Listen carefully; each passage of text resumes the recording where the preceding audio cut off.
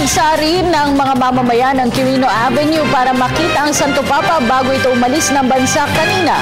Si Julius Disamburon ang ating tagapagbalita. Halos tumoble ang bilang ng mga kababayan nating nag-abang sa ilang kalye sa pagitan ng Quirino Avenue, Adriatico at Leverisa sa motorcade ng mahal na Santo Papa bago ito tumungo sa Villamor Air Base.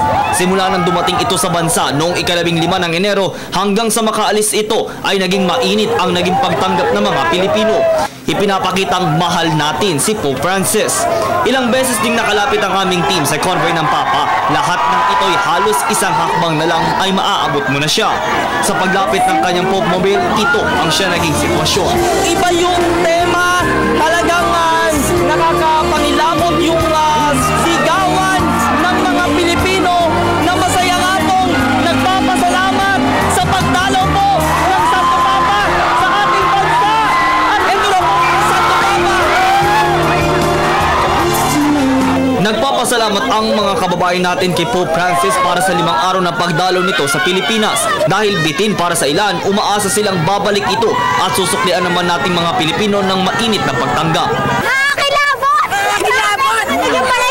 Sana magkaisa-isa ang Pilipino. We're very glad na binisita tayo ng Pope. Maraming salamat Pope sa malasakit. Kayo po! Babalik na! Babalik si Pope!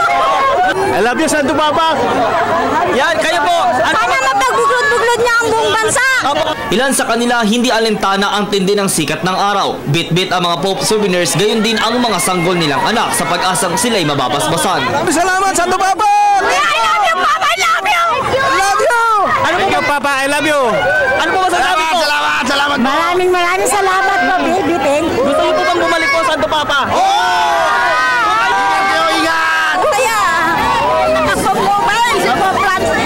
Masyagad din namang binantayan ng pulisya ang seguridad hindi lang ng Papa kundi ng lahat ng mga dumalo. Agad din namang umaksyon ang MMDA street sweepers para mapanatili ang kalinisan sa lugar. Para sa Pope Francis sa Pilipinas, Julius Disamburon, Media ng Bayan.